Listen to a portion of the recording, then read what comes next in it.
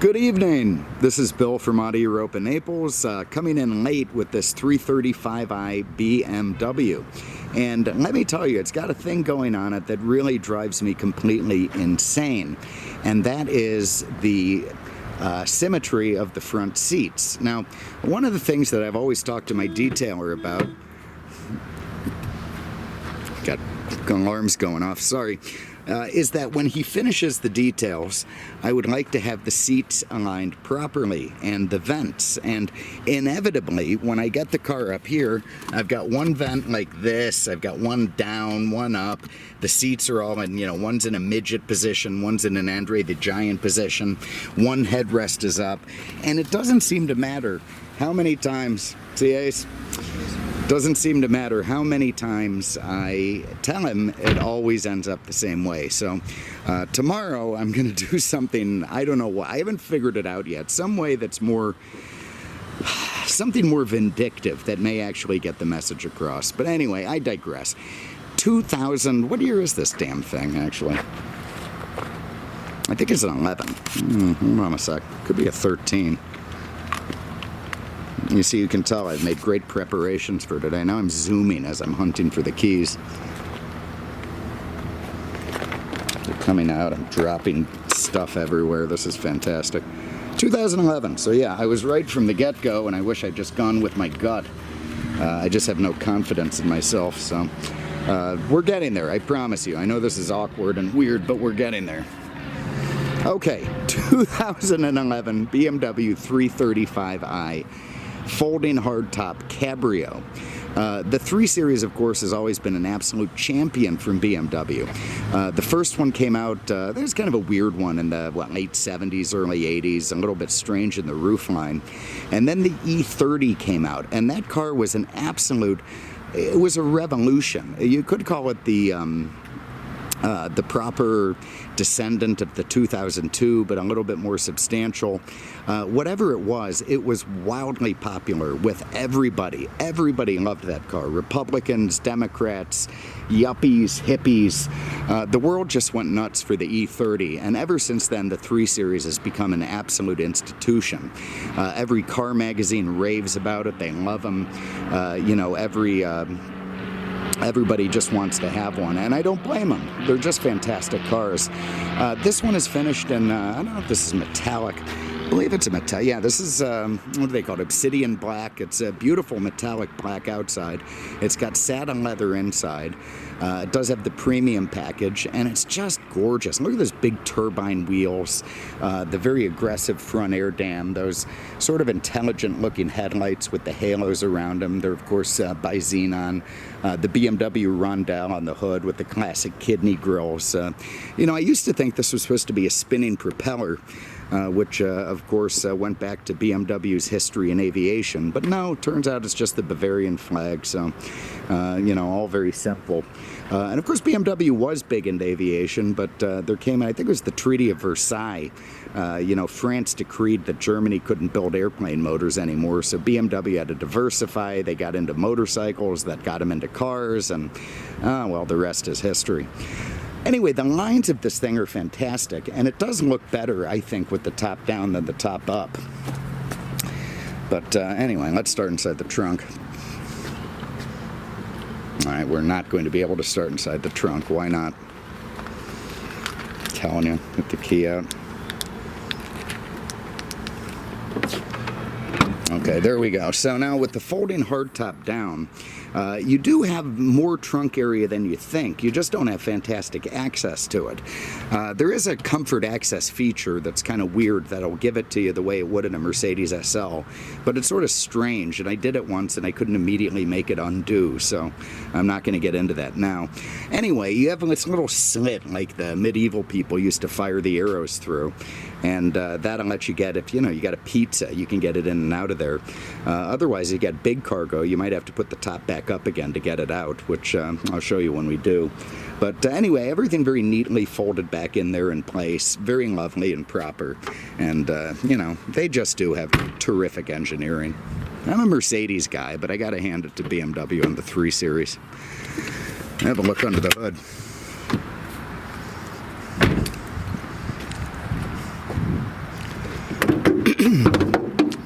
All right, so under here we're going to find a 3 liter, 3.5 liter? I always get that screwed up too. Let's have a look here. Yeah, I'm telling you, my brain is just gone. Anyway, I believe it's a 3-liter twin-scroll turbocharger, and that replaced what used to be a twin turbocharger on this car, which was a great engine, but a little prone to mechanical failure. The twin-scroll gave it better gas mileage, equal horsepower, more torque, and just as an all-around better, more dependable engine. So the second gen of these cars is just a bit better than the first, and it also is much more responsive.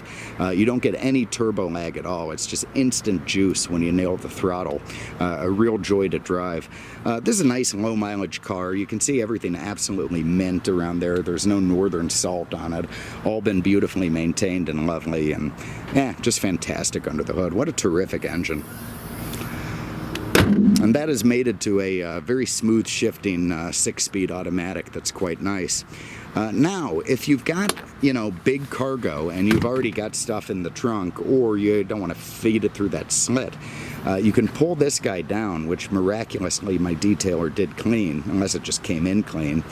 And you've got that big pass-through into the trunk, so you can actually fit golf clubs in there, sniper rifles, rakes, hose, whatever it is you want to stick in the car.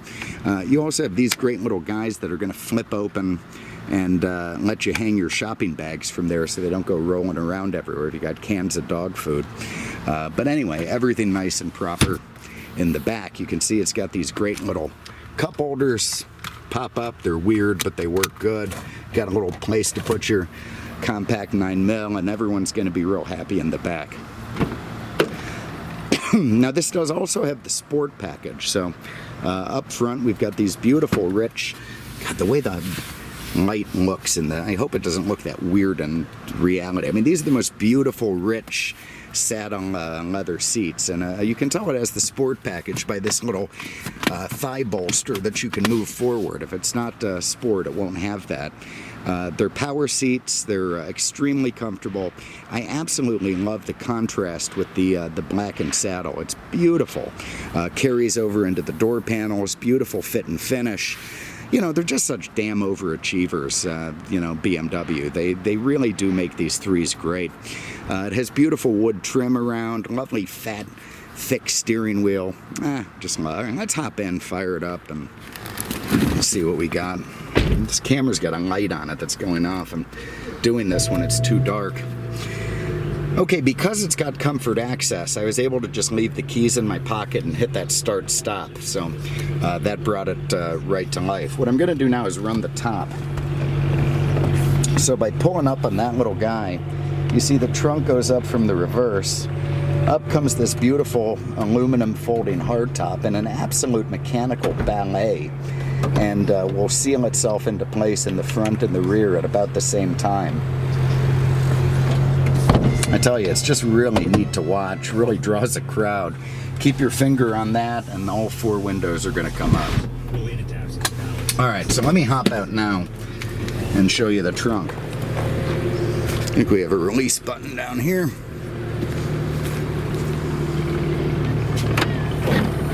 Okay, so now you see we've got a lot more room, and when you put up that partition, it goes deep. You can also see where it goes through into the back seat of the car for that pass-through. Now with this partition up here, the top stops working because it's assuming that you're going to be using this area and this area to carry stuff, and it doesn't want to crush everything. So, now you could fit a set of golf clubs across there. You could put some anvils in the back. You could just fill it full of crap. Your top won't go down, but it does become practical. I like this little opening thing down here. A lot of place to put stuff. Lovely. And then another one in the back. It's almost Japanese with all the little compartments. There's our lights coming on again on the camera. I don't know how to shut that off on the camera. I find it really irritating. Just look at the glare off that. That's ridiculous. Alright, anyway, you can see the red face gauges. That's an historical BMW thing. I know the glare is kind of annoying. We have just, what, 47,000 miles on the clock. Look at that speedometer. It's like a chronograph. I mean, it's just very simple. You got your miles per hour, you got your kilometers on the inside, and your fuel gauge beneath it. But it just looks like the instrument from some sort of Embraer jet or something. Over here, you've got your tach with the 7,000 RPM red line. Incredible. You can wind that motor out. The backlighting on the gauges is beautiful. It's sort of modern meets classic BMW, and they do it really nice. You've got over here your automatic headlamps, all very nice stuff, so they're on. You got some hazards there. You got your lock and unlock, your dynamic traction control. If you want to, start doing donuts, you can turn off the traction control. You've got a do not use it unless you're a professional CD system here in the dash. Gives you your tuner, satellite radio, CD, auxiliary, USB, so you can plug just about anything into it. And over here you can get into your Bluetooth controls and your assists and your computers and so on and so forth. You also have dual side climate control, very, very nice, easy to use. You got heated seats, fan speed if you want to go off auto. Here's another thing these guys do to me. They always leave it on ridiculous stations that nobody should listen to. See if we have satellite. Oh, we might. Somebody leave their subscription on? Yeah, I don't know. Maybe not. Let's see. We'll go to FM. Let's see what we got. NPR. Just put us to sleep. You gotta love the Scorpions. You just absolutely have to love the Scorpions. Anyway, you've got a very traditional looking shifter down here. If you want to do it tiptronically, move it over to the left. You can bang your way through the 6 gears. You see where M1, 2, 3, that sort of thing. All very nice. You've got this sort of ridiculously over-engineered cup holder and another one over there that comes out. This is one of my great complaints about this generation 3 Series. This is not a manual glove box release. It's electric. When you pull the little, you hear that? So you pull the handle and it actuates an electric motor instead of just having a linkage to do it manually. And I guess they want to do that so it will lock and unlock with the car. And you know what? If you want something locked in the glove box, just use the damn key. That stupid motor breaks, or the little electric circuitry breaks, and it's always, I try to get in the glove boxes, they don't work. I'm sure this one has broken before and been fixed. So anyway, I just hate it when the German engineers overcomplicate something like a glove box latch. For the love of God. Gotta draw the line somewhere. Alright, so driving a 3 Series is what's absolutely fantastic. Again, you've got this beautiful leather thick sport wheel. You see it's got the flippity flips, you got the multifunction controls. You've got this menacing raspy growl coming from underneath the hood. Oh, we got the fuzz down there.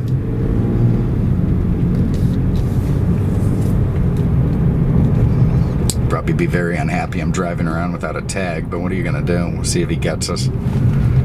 Try not to kill this poor guy on the bike too. I tell you, driving around this town, bikes, motorcycles, you absolutely taking your life into your hands. There's a lot of lunatics around here, including myself. Anyway, you feel that instant responsiveness from that twin scroll turbo. It's got incredible torque for a 6-cylinder. These are truly the last of the great inline engines. Wait for this guy to go. I'm not going to nail it immediately so that cop doesn't pull out a line and come get me. Alright, so that's like quarter throttle and it just feels sporty. They do have those weird turn signals that aren't fully mechanical. You kind of push it a little to get a couple of, clicks to pass. You push it harder, it makes some contact switch and then stays on. Oh, it's hammered. Oh my God, is that a treat? I mean, did you hear the scream of rage out of that engine? And at the same time, just so smooth and lovely. I gotta say. Just love it. 3 Series. All independent suspension, huge brakes with great stopping power. I mean, this thing is such a driver's machine.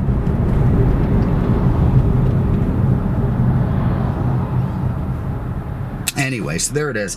This one is a 2011 BMW 335i Cabrio, 47,000 miles on the clock. You have to forgive me for the weird night video. You know, it comes during the day, comes after all the hard day, and, you know, all the pills and whiskey have taken their effect. So, you know, I got to stick to doing them in the morning. They're just much better. But anyway, we got a few to knock out, so I thought I'd get a head start. 2011 BMW 335i, 47,000 miles, immaculate. This thing's an absolute champion and a joy to drive. If you have an interest, give us a call, 239-298-8000, on the web at aenaples.com. Thanks so much for having a look. We really appreciate it, and we'll see you with the next one. Take care.